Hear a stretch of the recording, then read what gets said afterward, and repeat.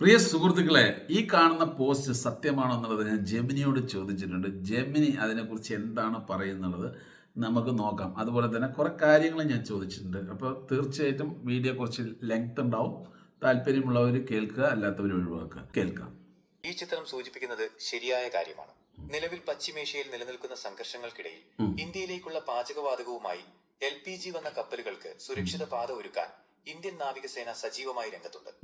ഈ വിഷയത്തെക്കുറിച്ചുള്ള പ്രധാന വിവരങ്ങൾ താഴെ നൽകുന്നു. കപ്പലിന്റെ യാത്ര 40,000 മെട്രിക് ടൺ LPGയുമായി വന്ന ശിവാലിക് എന്ന ഇന്ത്യൻ കപ്പൽ 2026 മാർച്ച് 13 ഹോർമുസ് കടലിടുക്ക് സ്ട്രെയിറ്റ് ഓഫ് ഹോർമുസ് സുരക്ഷിതമായി പിന്നിട്ടു. മറ്റൊരു കപ്പലായ നന്ദാദേവിയും ഇത്തരത്തിൽ യാത്ര തിരിച്ചിട്ടുണ്ട്. നാവികസേനയുടെ സഹായം. മേഖലയിലെ യുദ്ധസമാനമായ സാഹചര്യം കണക്കിലെടുത്ത് ഇന്ത്യൻ നാവികസേനയുടെ കപ്പലുകളുടെ അകമ്പടിയോടെയാണ് എസ്കോർട്ട് ഈ ചരക്ക് കപ്പലുകൾ നീങ്ങുന്നത്. കപ്പലുകൾക്ക് നേരെ ആക്രമണങ്ങൾ ഉണ്ടാകാതിരിക്കാൻ നാവികസേന നേരിട്ട് സുരക്ഷ ഉറപ്പാക്കുന്നു.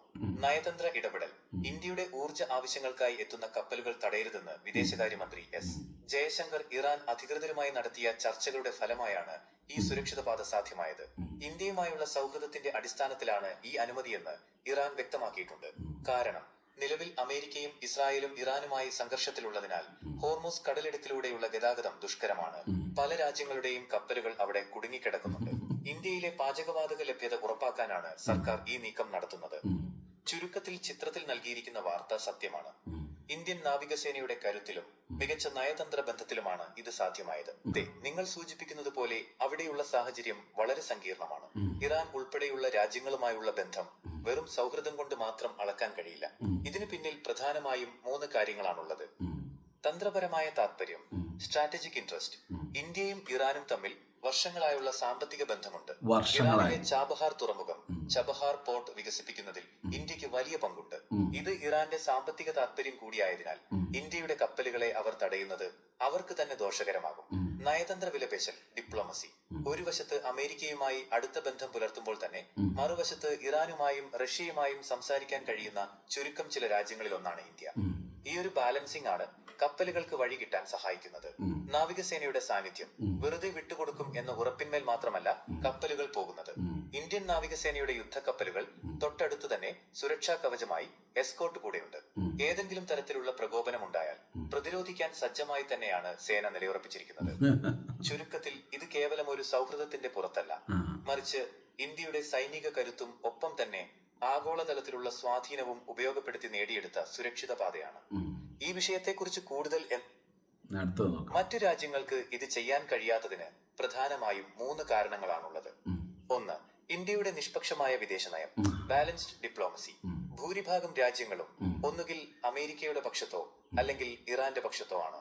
എന്നാൽ ഇന്ത്യ ഈ 2 വിഭാഗങ്ങളുമായും ഒരേപോലെ നല്ല ബന്ധം സൂക്ഷിക്കുന്നു. അമേരിക്കയുമായുള്ള ബന്ധം. പടിഞ്ഞാറൻ രാജ്യങ്ങളുമായി ഇന്ത്യക്ക് ശക്തമായ പ്രതിരോധ ബന്ധമുണ്ട്. ഇറാനുമായുള്ള ബന്ധം.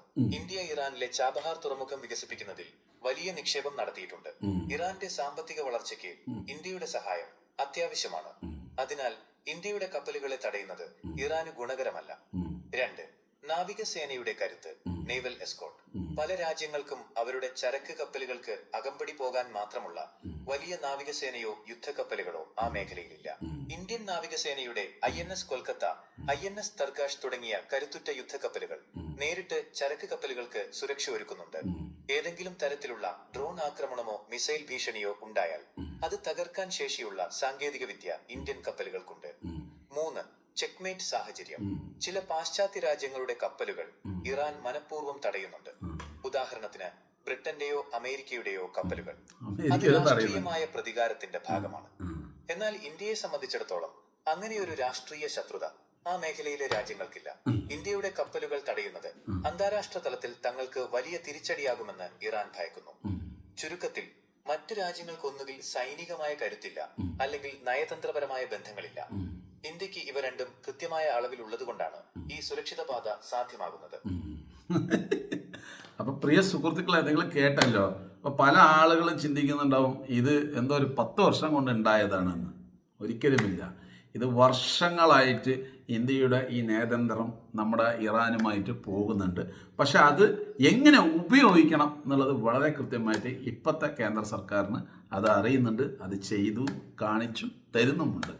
ഇത് നമ്മുടെ കോൺഗ്രസിൻ്റെ ഭരണകാലത്താണെങ്കിൽ അത് നല്ല ബന്ധങ്ങൾ കൊണ്ടുപോകാൻ കഴിയും. പക്ഷേ ഇത്രയും ശക്തമായിട്ടുള്ള ഒരു നേരിടാൻ തയ്യാറാണെന്ന് പറഞ്ഞിട്ട് പോകാൻ വളരെ കുറവ് തന്നെ ആയിരിക്കുള്ളൂ. പക്ഷെ ആ ബന്ധം ഇവർ വളരെ കൃത്യമായിട്ട് ഉപയോഗിച്ചു എന്നുള്ളതാണ് അതിൻ്റെ സത്യം. എന്തായാലും പല ആളുകളും ഇറാനെതിരെ മോശപ്പെട്ട രീതിയിൽ കമൻ്റ് അടിക്കുന്നുണ്ട്. നിങ്ങൾ മനസ്സിലാക്കണം, ഇന്ത്യയും ഇറാനും വളരെ നല്ല ബന്ധത്തിലാണ് പോകുന്നത്. അതുകൊണ്ടാണ് മറ്റുള്ള രാജ്യങ്ങൾക്ക് പോലും ഇതിന് അനുവാദം കൊടുക്കാതെ ഇന്ത്യക്ക് വളരെ കൃത്യമായിട്ട് അനുവാദം കൊടുത്തിരിക്കുന്നത്. എത്ര തന്നെ എക്സ്പോർട്ട് കൊടുത്താലും അവർക്ക് വേണമെങ്കിൽ ആക്രമിക്കാൻ ശ്രമിക്കാം, ഒരു ഭീതി ഉണ്ടാക്കാനും അതുപോലെ തന്നെ അടുത്ത പ്രാവശ്യം ചരക്ക് കൊണ്ടുപോകുന്നത് തടയാനൊക്കെ അവർക്ക് സാധിക്കും. സാധിക്കാതെയൊന്നുമില്ല. പക്ഷേ അവരുടെ ബന്ധം എന്ന് പറഞ്ഞത് അങ്ങനെയല്ല.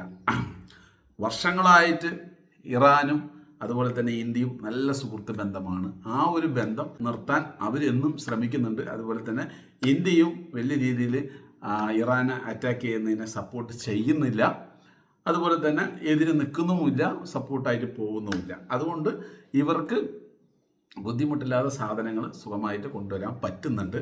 പിന്നെ ലോകത്തിൽ തന്നെ ഇന്ത്യയുടെ സൈനിക ശക്തി വളരെ വലുതാണ് എന്നുള്ളത് വീണ്ടും വീണ്ടും തെളിയിച്ചിരിക്കുന്നത്.